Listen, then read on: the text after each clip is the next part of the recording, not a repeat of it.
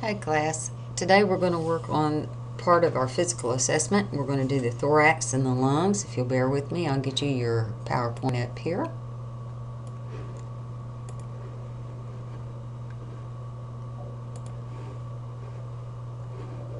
Okay, today we're going to talk about that. Like I said, the thorax and the lungs.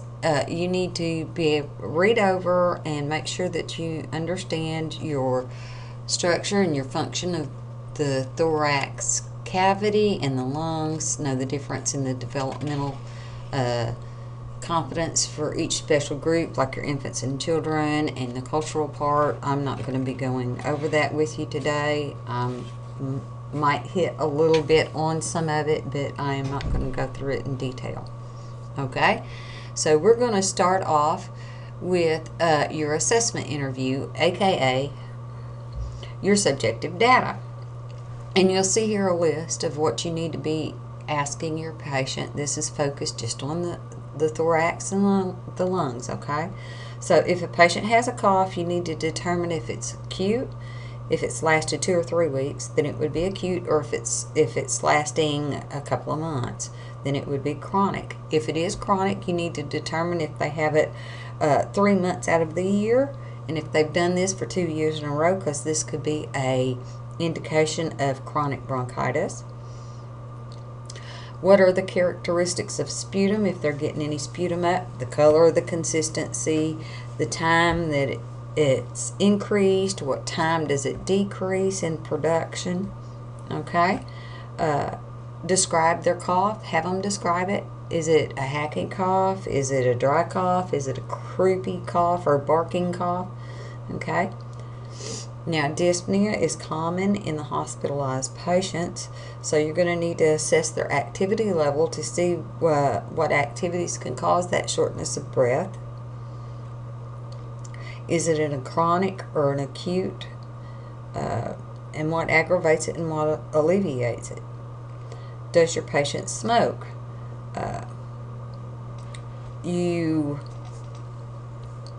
You might need to complete the lung function questionnaire to assess for COPD, and you can find this an example of this on page 424 in your book. How many pillows does the patient sleep on? What are their coping strategies? If it's chest pain with breathing, have the patient point to the location of that pain. Describe the pain to you. What time did it start?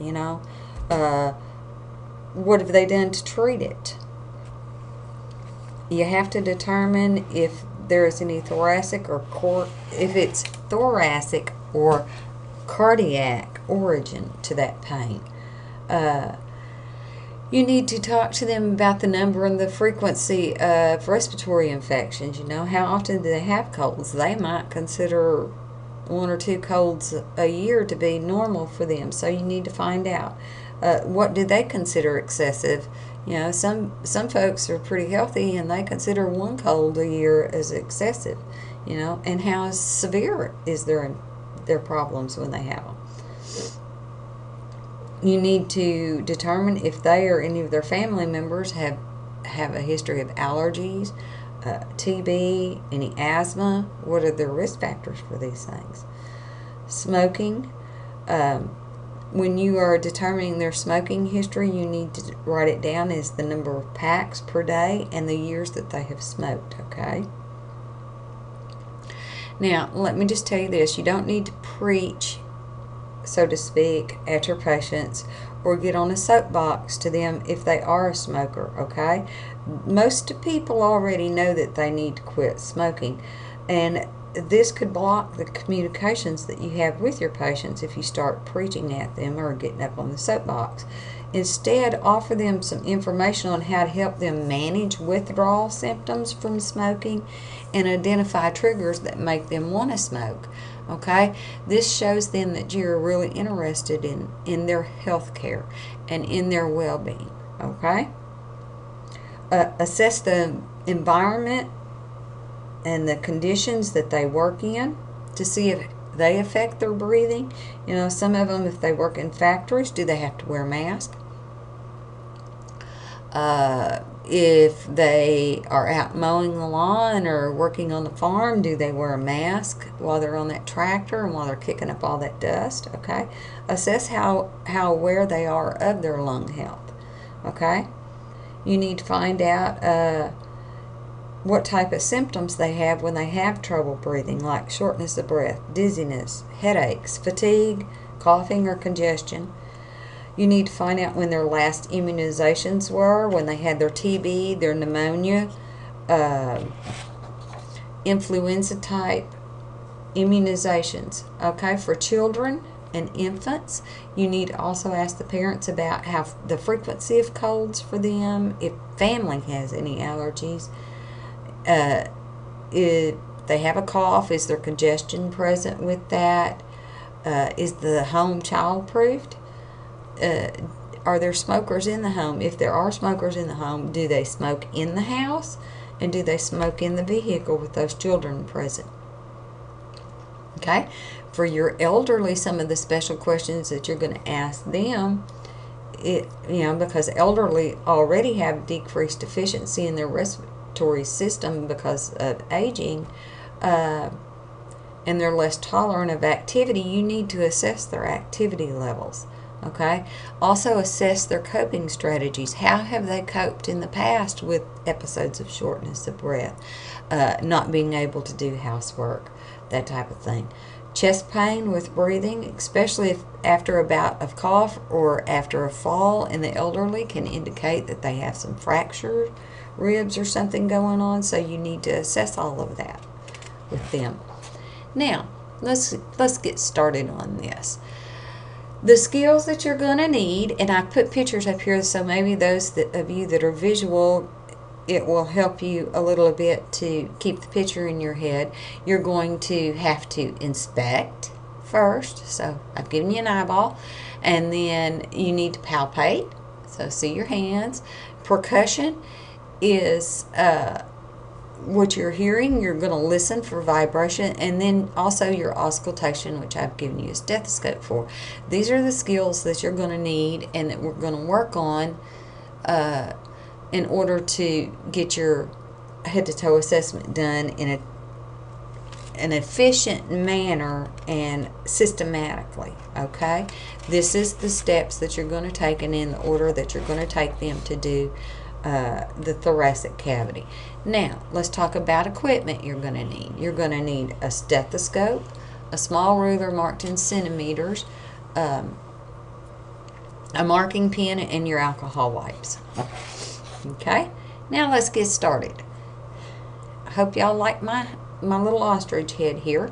Is to help remind you that when you're doing your head-to-toe assessment, now we are breaking it up into sections for you, but when you're doing one on a patient, you're going to start at the top and you're going to work your way down the neck, and as you finish up completing the head and neck, you will be behind the patient because you have just palpated their thyroid gland. So when you start your assessment of the thoracic cavity, you're going to be behind the person, so we're going to do posterior. Now in my PowerPoint, I have included posterior and anterior together, okay, just to save paper and to save time on these, but you will start out in the back and you will do the complete back, and then you will go to the front. All right. However, when you're doing your checkoffs, if you forget something in the back, don't worry about it. Walk right back around that bed and pick up those points, okay? Because you can get partial points if you forget something and you go back and pick it up again. So let's get started. You're standing behind the person, okay? First, what are you going to do? Remember, the first one's the eyeball. So you're going to inspect the thoracic cavity. You want to look at the spinous processes. They should appear on your patient in a straight line. Okay. You want to note any kyphosis or any scoliosis. Kyphosis will be a hump to the back. Scoliosis is going to be a curvature to the spine. Okay, that's what you're looking for. Okay. Also, the size should be, and the shape of the thoracic cavity should be elliptical. Okay. You should see downward sloping of the ribs. Your scapulas You want to look at them. They should be symmetrical. They should be at the same level. One should not be higher than the other. Now you're going to look at the anterior posterior diameter, and it should be the same size as the transverse diameter, or should not be the same size as the transverse diameter. If your AP and your transverse are equal, this means that your patient has got barrel chest, which of course you know is part of COPD. Okay, so the ribs should not be horizontal. If the ribs are horizontal or going straight across, that's another indication of COPD, and that the patient has had stretching of that AMP and transverse. Okay, you need to look at their facial expressions when you go around to the front and make sure that you assess their expressions. Are they having a frown? You know, are they sitting humped? What's their level of consciousness? Are they alert and oriented times 4, or are they having trouble with that? Okay. What is the color of the skin? You need to do this on the front and the back both. Okay. What's the condition? When you're on the front, you need to look at their lips, look at their nail beds. Are they normal? Or are they showing signs of clubbing and cyanosis? What is their quality of respiration? Are they having a nice, relaxed breathing pattern? Is it effortless? That's what it should be. Are they having trouble breathing? Are they using accessory muscles? What's their posture like when you're doing this? Okay, so now that covers the inspection. Now we're going to move on to what was next. The hands, right? So we're going to palpate. On palpation, you need to put your hands, you're going to find you're going to assess and palpate the expansion for symmetry. So what you're going to do is put your hands on either side of the patient's back, fanned out, thumbs together at their spinal column. You want to pinch up just a little bit of skin between your thumbs. Don't hurt the patient. And then you're going to have them take a deep breath in and out, and your hands should expand away from each other in a symmetrical way. Okay, they should go even and together, moving at the same time. All right. If there is any lag, you need to note what side that lag is on. Okay. Then you're going to also assess for tactile or vocal firmitus, and the way you will do this is you will put your hands, the balls of your hands, so that's you know what the ball of your hand is, that's where your fingers join the palm of your hand. You're going to want to lay those flat on your patient and have them say either 99 or blue moon, and what you're doing is feeling for the vibration and hearing the vibration. Okay, so you want to compare your right and your left side, and you're going to go from side to side on this.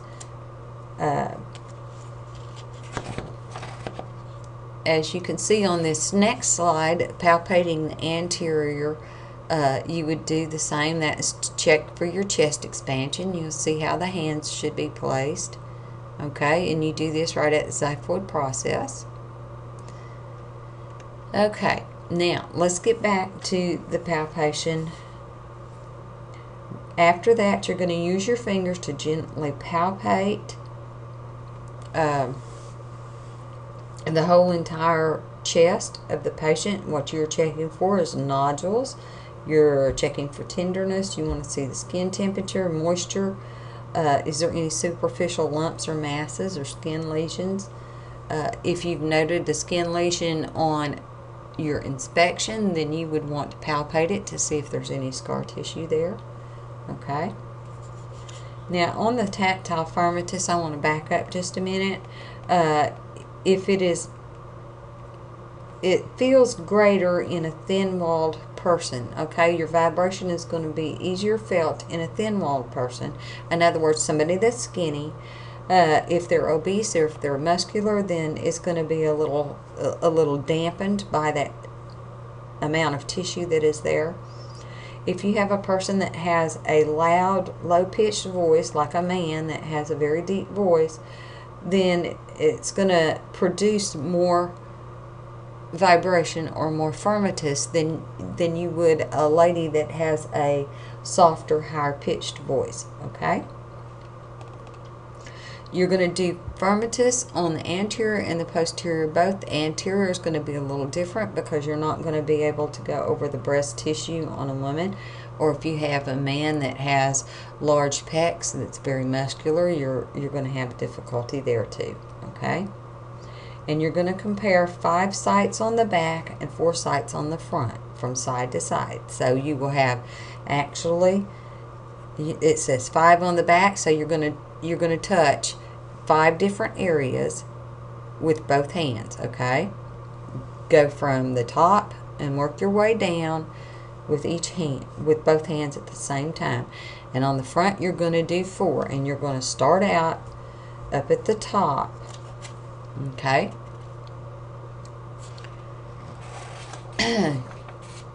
Now, like I said before, this is the palpation of the anterior thorax. This is where you're checking for chest expansion.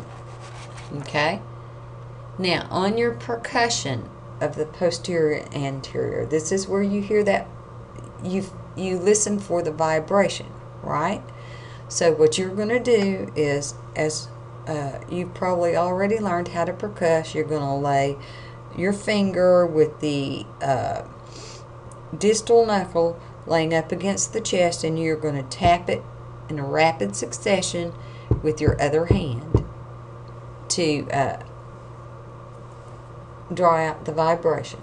Okay, you're going to start at the apices, and you're going to percuss across both of the shoulders. This is where you start, and that would be on the back, right at the muscle area at the top of your shoulder. On the front, you're going to go right down at mid-clavicular line and go right up above the bone. Okay, you're going to have 9 different comparison sites on the back, and you're going to have 5 different on the front. The reason why you have so many on the back is because you're picking up the sides as well. Okay, you should hear what they call resonance, or a low-pitched, clear, hollow sound that's predominant in healthy lung tissue. Okay, if the sound is dulled, you're going to have dense tissue there.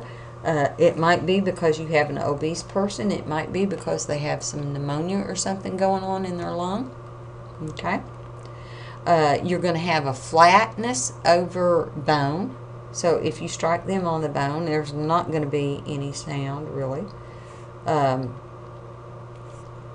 If you have a high-pitched, this is considered hyperresonance. That's because there's too much air. All right, so that would be someone that has like COPD, and they've got air trapped in those lungs, so you're going to hear hyperresonance. Okay. Other causes for you to have the dullness would be like a tumor or atelectasis. You're going to need to remember that the patient also has organs lying under there, so you need to be able to visualize exactly where those organs are. Such as on the front, you're going to have the heart, you're going to have the liver, you're going to have the stomach. Okay. On the back, you're going to have the liver and other vital organs. Okay, such as like the spleen. All right, so what are you going to hear on the front if you are tapping over the stomach? You're going to hear tympani, and we're going to go over that when we go into the abdominal. Okay, like I said before, if you accidentally strike over a bone, you're going to hear a flat sound. You need to stop and visualize where those organs lie in the body before you start your percussion. Now, this shows you the percussion fields on the back of the body. As you will notice, you will take and go 1, which is 1A, 1B, 1C. Okay? You will go down the shoulders on each side.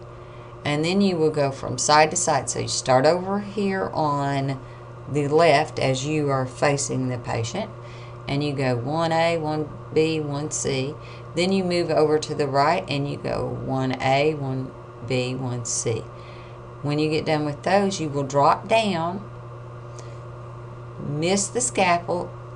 What you're going to do is actually make a broad outline of the scapula. So you're going to listen in 2, 2, 3. You're going to drop down. It'd be like at the second intercostal space towards your spinal, or just to the side of the spinal column. You're going to go 2, over to the other side, 2. So you start at the right, you go to the left, you drop down 3 to 5 centimeters to the next intercostal space, and you're going to listen there. You're going to go over to the right, listen there. As you can see, you're doing kind of a box step here on these. Now, when you get down to your sixth area to listen, you can see you're going out with the scapula. Okay, it's a little further out than your 5th area was. Okay, you'll go from your right back to your left. Then you're going to drop down on 7 and go a little further towards your outside on the 7. Then you're going to go back up to towards the apex of the scapula on 8, and then you're going to go out from there on 9. And this is in order to pick up the sides, the side lung fields. Okay. Now that's your percussing on the back. Your anterior percussion, as I said before, you're going to start about mid-clavicular line, and you're going to listen up above. Start out on the right, go to the left, then you're going to drop down to about mid-clavicular line, the second intercostal space or 3rd, and you're going to do 2, and go over to the right, do 2, then you're going to drop down to the next intercostal space and do your 3rd area, go over to the other side, do the 3rd area, and then if you'll notice, you're going to go out a little further than mid-clavicular. You're going to go almost to your nipple line and get 4, go over to the other side, get 4, then you're going to drop out diagonally across that nipple, okay, to your axillary line, to the axilla, anterior axilla, and you're going to pick up 5, and then you're going to slide over to the other side and pick up 5 on it. All right. So that's your percussion fields. Okay. Now, what are you going to expect? What sounds are you going to expect? This next chart shows you what sounds you expect from where on the back. As you can see, when you go in and do the upper portion, you're going to hear resonance. You will hear resonance throughout your lung fields. So you go on down in between the spine and the scapula, go down and around. Now, when you get down to the lower part, you're going to hear what you call visceral dullness, because you're over the liver, okay? On one side, the other side is just visceral dullness from your organs that you have lying there.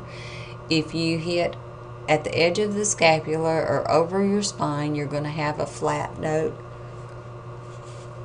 Okay? Now let's look at the anterior portion of the chest.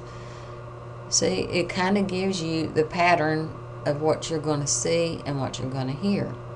You're going to have flat over muscle and bone, so you can expect flat in the neck, flat over your clavicle, flat over your sternum, xiphoid process, and any bone, any ribs if you hit those.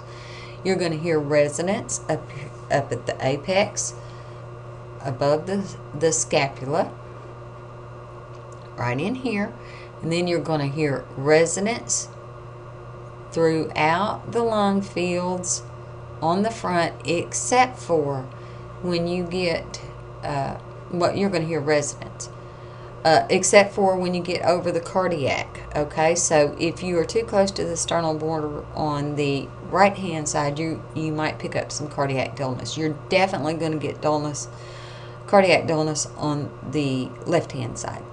Okay, and then you will also pick up your liver dullness on the right hand side of the body, that almost runs right straight into the cardiac dullness. Now, on the left hand side, you're also going to pick up your stomach tympani. Okay, now I have given you an explanation here of diaphragmatic excursion and what it is used for, but basically you will not be doing the diaphragmatic excursion for your assessment here.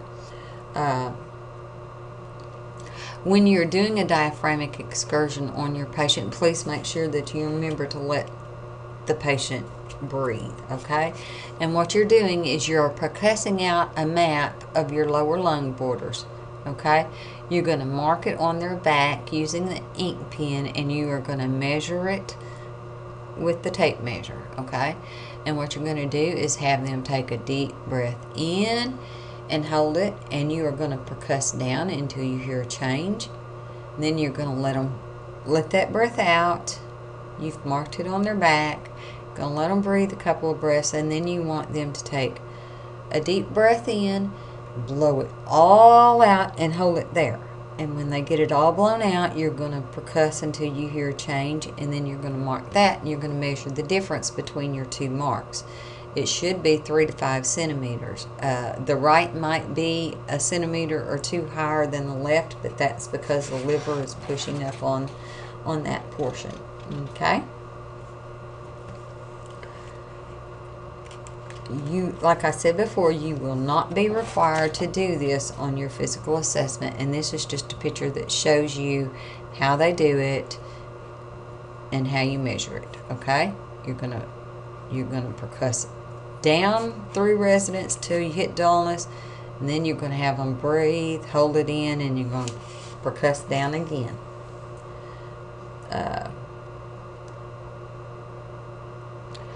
Auscultation is our final step in this one, and we're going to talk about auscultation posterior and anterior. And as you can see, I've got my picture of the stethoscope up here to help you with this. Remember, you're going to be standing behind the patient. Do not lean around the patient. You're getting, as I like to put it, you're getting in their personal bubble. Besides that, you know, you might get something you don't expect, like if it's a confused elderly patient, they might grope you or pinch you or something else while you're standing leaning over them. So it's better for you to be behind them. That way you can see what's going on, and you can see very clearly where you're placing your stethoscope. Now, you're going to evaluate the presence of normal breath sounds, okay, and the quality of those.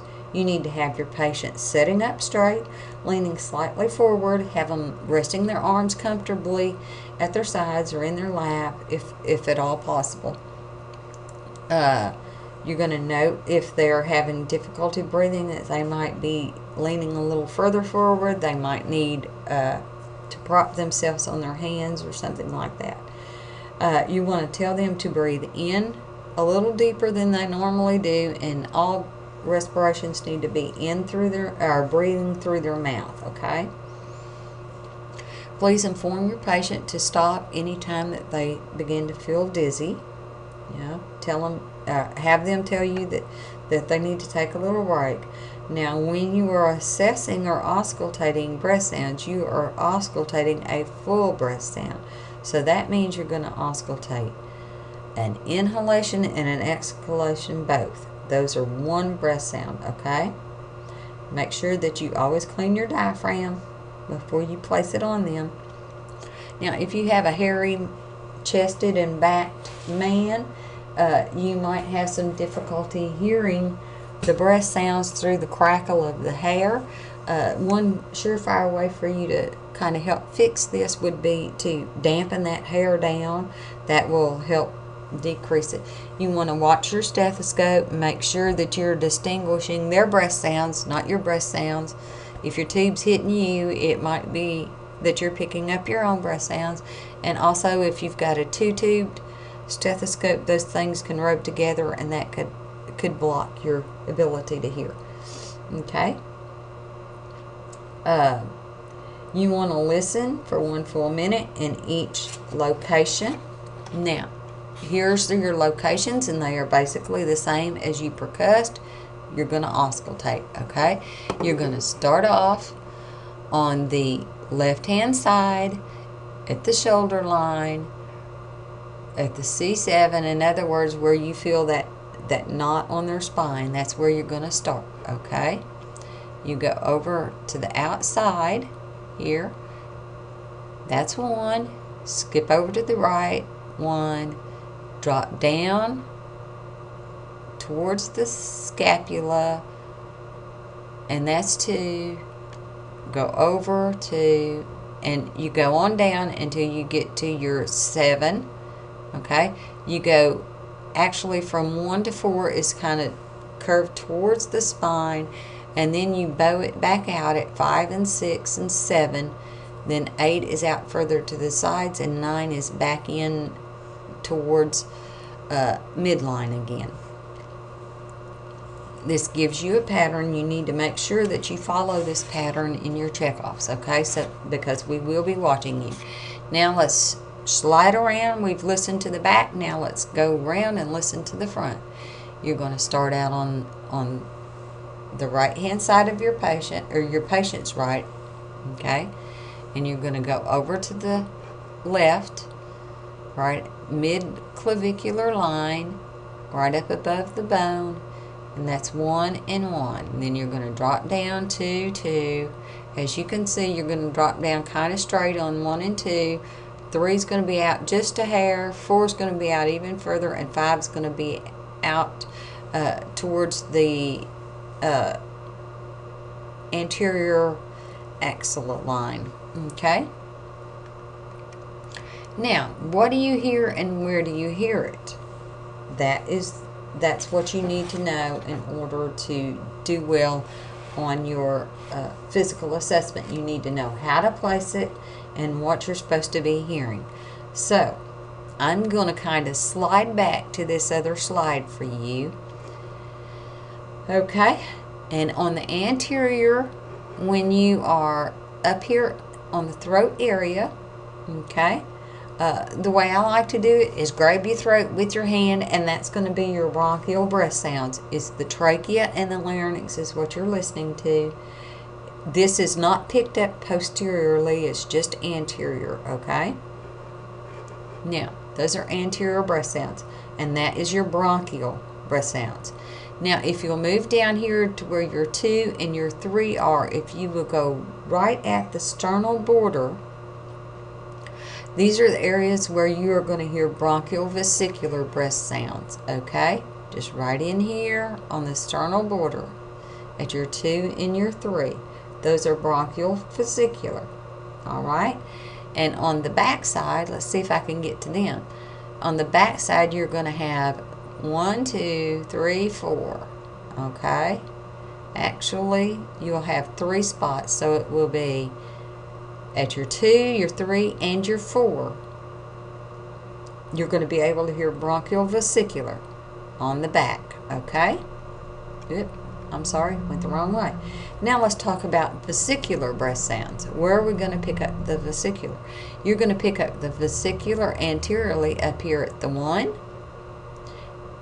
And any fields that are outside of that sternal border, so you can pick up all of them and on the outer edges of the lung fields. Then you get down here to 4 and 5. Those are vesicular lung sounds. On the posterior, you are going to get right, remember your scapulas are running right through here. So you're going to pick up vesicular breath sounds on the outside edges of all of your lung fields. The only other breath sounds you're going to have on the back, remember, are your bronchial vesiculars that are right here at the edge of the spine. Okay? Everything else is vesicular. Now, a normal breath sound should be low pitched in amplitude, or your normal vesicular breath sounds. Let me get you back to this. Okay? Bronchial are going to be high pitched, they're going to be loud. Okay, they're not heard on the posterior portion of the chest. Like I said, think about it. They're right here in the neck. So they are very close to the surface. So yes, they're going to be high pitched and they're going to be loud. You're going to be able to hear them. Now, your bronchial vesicular is near your spinal column. Posterior is the intercostal spaces 2 and 3 anteriorly at the sternal border. Well, guess what? That's pretty close to the surface as well. That is where your bronchi bifurcate. Okay, so it's going to be a moderate pitched, moderate amplitude sound. All right, now your vesicular are heard at the apices down to the bases, and lateral and in posterior over the peripheral lung fields anteriorly. And like I said, they are going to be a low pitched, soft amplitude because they are deeper down. Okay, and they are a lot smaller.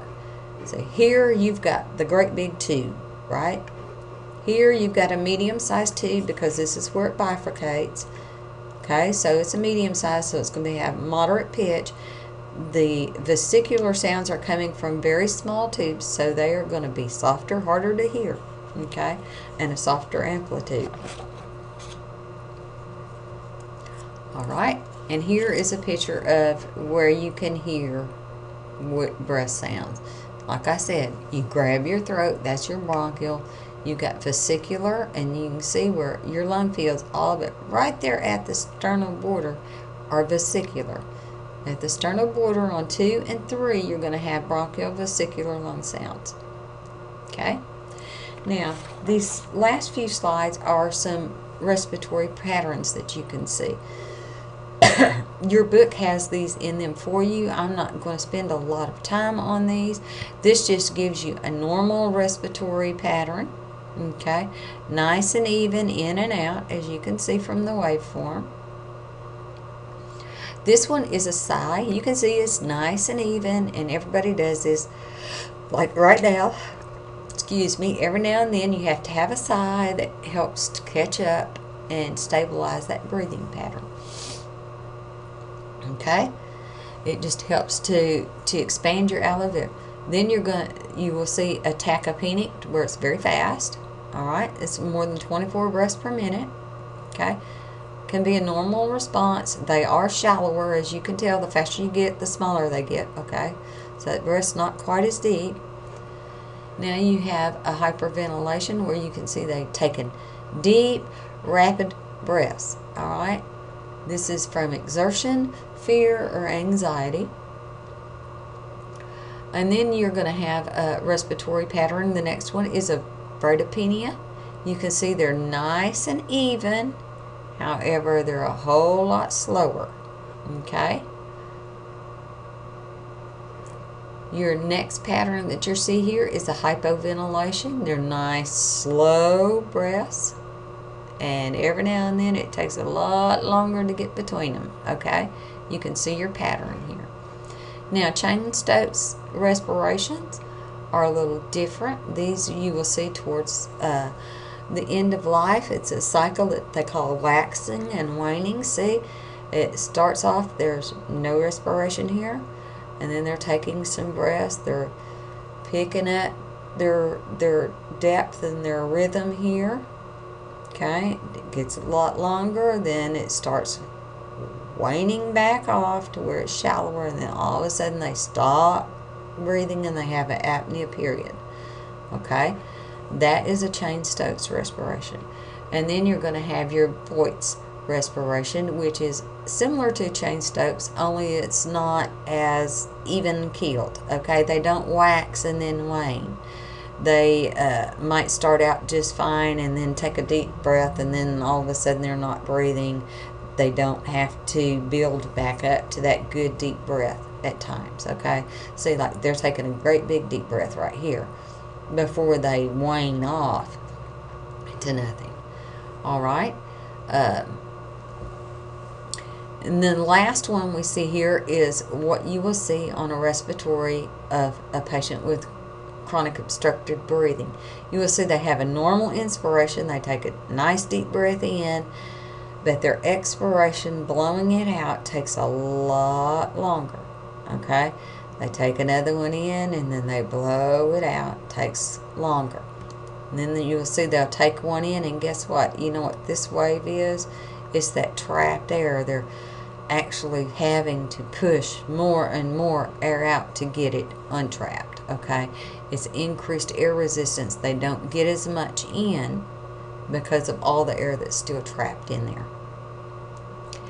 Okay, this is the end of our slideshow. I hope that this has helped you, as with any of the others that I have gone through with you. If you have any problems, please just send me a email in message, or a message in the course content. I check those pretty regularly, at least once a day.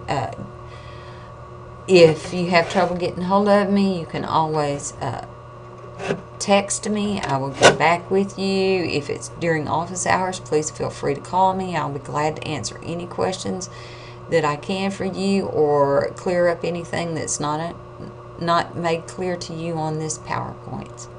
Okay? Be sure that you do lots of practice.